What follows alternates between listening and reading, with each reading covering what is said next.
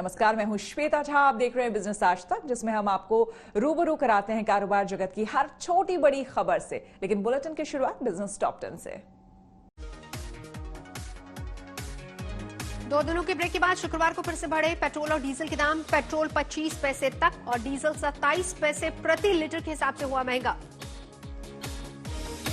53% कंपनियों ने इस साल करेंगी नई भर्तियां। सबसे ज्यादा लोग टेक्नोलॉजी कंपनियों में रखे जाएंगे। सेवा ने कैम्ब्रिज एनालिटिका के खिलाफ केस दर्ज किया। 5.2 लाख भारतीय यूजर्स का डेटा चुराने का आरोप। सेबी ने एचडीएफसी बैंक पर लगाया 1 करोड़ रुपए का जुर्माना। स्टॉक ब्रोकर बीआरएच वेल्थ क्रिटिस की सिक्योरिटीज को गिरवी रखकर पैसा देने पर लगाई पेनल्टी। इंटरनेट स्पीड में भारत एक स्थान फिसलकर 139 देशों में 129वें स्थान पर पहुंचा। ओखला रिपोर्ट के मुताबिक सीरिया और पाकिस्तान भी भारत से आगे। भारत में 5G सर्विस शुरू होने से पहले ही इस साल बिक सकते हैं 3.80 crore 5G phones. Counter point की रिपोर्ट का दावा। दिल्ली एनसीआर में किसानों के आंदोलन से 50,000 करोड़ के व्यापार का हुआ नुकसान। व्यापारी संगठनों ने किया दावा। हीरो मोटोकॉर्प ने रचा इतिहास। कंपनी ने 10 करोड़वीं बाइक के साथ पेश किए 6 नए मॉडल्स। कार्बन उत्सर्जन कम करने की बेस्ट तकनीक को एलन मस्क देंगे $10 करोड़। दुनिया के दूसरे सबसे अमीर शख्स ने ट्वीट करके ऐलान किया। जैकमा का वीडियो सामने आते ही अलीबाबा के शेयरों में दिखी 6.8% की तेजी। मार्केट वैल्यू में हुआ $58 बिलियन का इजाफा। बीते करीब 6.5 साल में मोदी सरकार ने स्टार्टअप मुहिम के जरिए इस सेक्टर को दुनिया का तीसरा सबसे बड़ा स्टार्टअप इकोसिस्टम बना दिया है। उम्मीद है कि इस बार के बजट में इस सेक्टर के लिए कई बड़े ऐलान हो सकते हैं। इससे न केवल आत्मनिर्भर भारत मिशन सफल हो सकेगा, बल्कि देश में बेरोजगारी का स्तर भी कम होगा।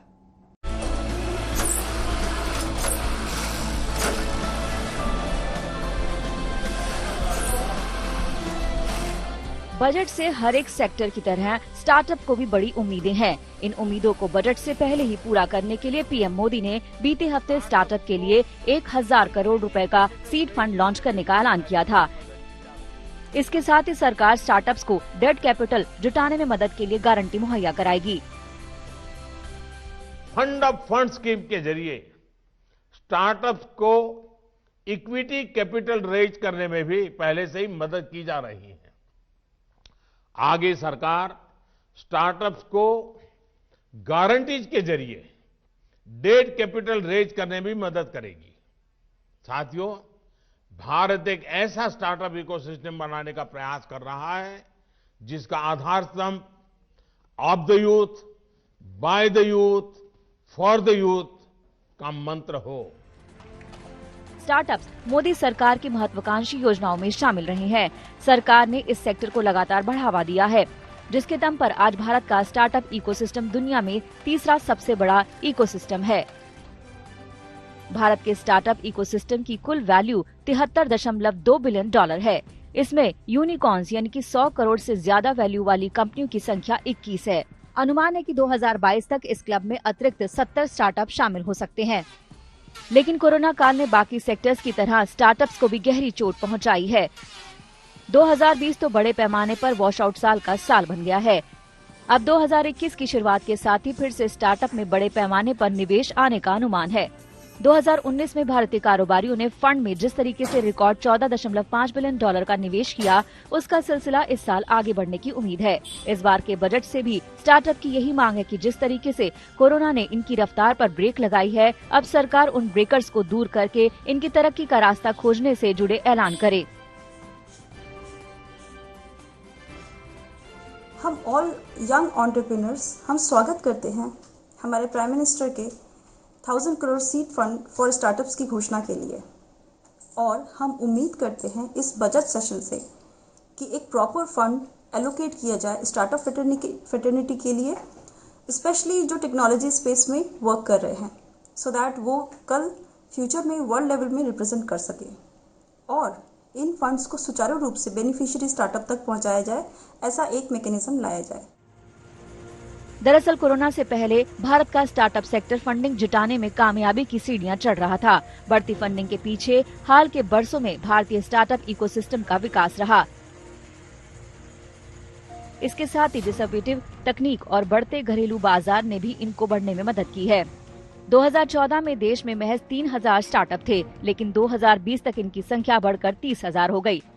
अब हालिया ऐलानों के बाद अगर बजट से भी एक बूस्टर डोज मिल गई तो उम्मीद है कि इस सेक्टर नई रफ्तार से दौड़ने में कामयाब हो सकता है। स्टार्टअप इंडिया अभियान के जरिए हमारे युवाओं ने इन 5 सालों में इसकी मजबूत नींव तैयार की है। अब हमें अगले 5 सालों का लक्ष्य तय करना है और ये लक्ष्य होना चाहिए कि हमारे स्टार्टअप्स, हमारे यूनिकॉर्न्स अब ग्लोबल जायंट के तौर पर उभरें।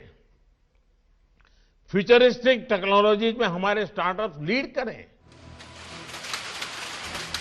हालांकि जिन डिमांड्स को स्टार्टअप सेक्टर उठा रहा है उनमें शामिल है आसान और सस्ती फंडिंग के लिए बेसल नियमों को 3 साल के लिए होल्ड पर रखा जाए, कंप्लायंस से जुड़ी औपचारिकताओं का बोझ कम किया जाए, FDI को बढ़ाने के लिए माहौल तैयार किया जाए, GST सुधारों के जरिए स्टार्टअप्स को बढ़ावा दिया जाए, टैक्स सुधारों से भी स्टार्टअप्स की ग्रोथ को आसान बनाया जाए। अब देखना यही होगा कि किस तरह से बजट में सरकार नए जमाने में रोजगार मुहैया कराने और विकास दर की रफ्तार बढ़ाने का दम रखने वाले इस सेक्टर की मदद करेगी। आज तक ब्यूरो। कोरोना काल ने देश में घरों का रंग, रूप और साइज बदल दिया है। लॉकडाउन में छोटे घरों में बंद रहने के बाद अब लोगों को बड़े घरों की चाहत है। इसके साथ ही वर्क फ्रॉम होम और ऑनलाइन स्कूल की वजह से भी अब लोगों को बड़े घरों की जरूरत है। इस सब के चलते 2020 में घरों का औसत साइज 2019 के मुकाबले 10% बढ़ गया है।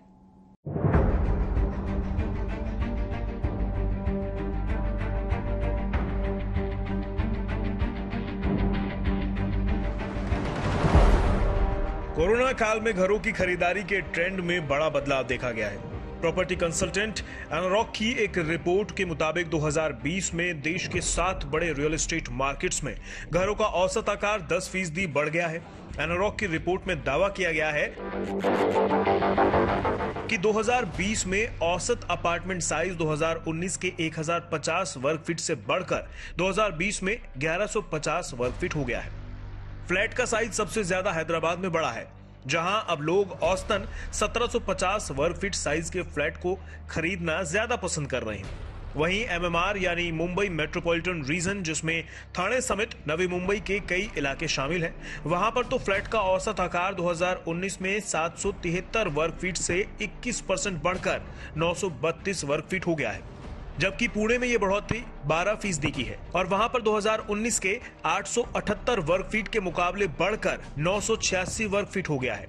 यही नहीं, अगर 2020 की पहली छिमाही यानी जनवरी से जून का मुकाबला जुलाई दिसंबर से किया जाए तो भी फ्लैट का एवरेज साइज 1090 वर्ग फीट से बढ़कर 1200 वर्ग फीट हो गया है। जानकारों का मानना है कि वर्क फ्रॉम होम और ऑनलाइन स्कूलिंग ने लोगों की सोच और पसंद को बदल दिया है और अब उन्हें बड़े साइज के घरों की जरूरत होने लगी है। कोविड के बाद बड़े अपार्टमेंट्स की जो डिमांड है उसके पीछे 2 मुख्य कारण हैं, वर्क फ्रॉम होम और लर्न फ्रॉम होम।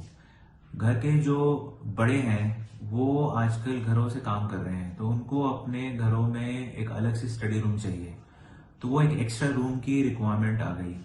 जो घर के बच्चे हैं, 2 बच्चे हैं, तो उनको अपने 2 अलग अलग कमरे चाहिए, वो उनको एज अ क्लासरूम यूज कर रहे हैं।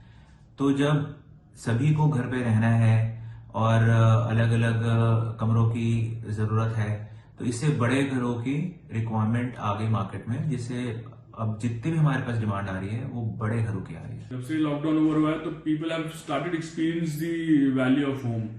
लोगों की जो एक्सपेक्टेशंस है now the cells have increased just because of this. बड़े घर की वैल्यू बढ़ चुकी है, मतलब साइज बड़ा चाहते हैं, हर आदमी चाहता है कि मतलब अच्छा कॉम्प्लीमेंट करे, बड़े रूम लिविंग एरिया हो, बड़े रूम साइज हो, तो वैल्यू बढ़ती जा रही है and people are trying to change their home now. ये बदलाव इस महीने में और ज्यादा दिलचस्प हो जाता है कि 2016 से साल दर साल फ्लैट का औसत आकार लगातार घट रहा था। 2017 में तो फ्लैट का औसत आकार 2016 के मुकाबले 13% कम हो गया था।